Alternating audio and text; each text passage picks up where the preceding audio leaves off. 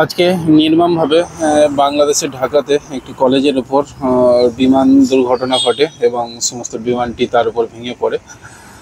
তাতে প্রচুর ছাত্রছাত্রী আহত হয়েছে এবং প্রায় 19 জন মতো ধরা হচ্ছে যে নিহত হয়ে গেছে। তাদের আত্মার জন্য শান্তি কামনা করি এবং যারা আহত হয়েছে তারা দ্রুততার সাথে যেন সুস্থ হয়ে যায় এই প্রার্থনা করি।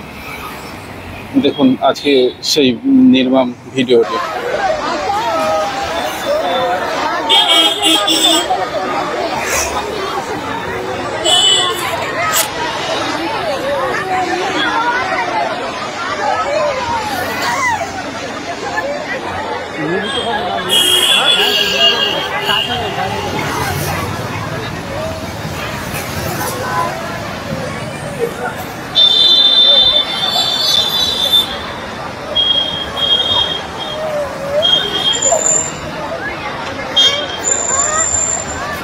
এই যে বাবা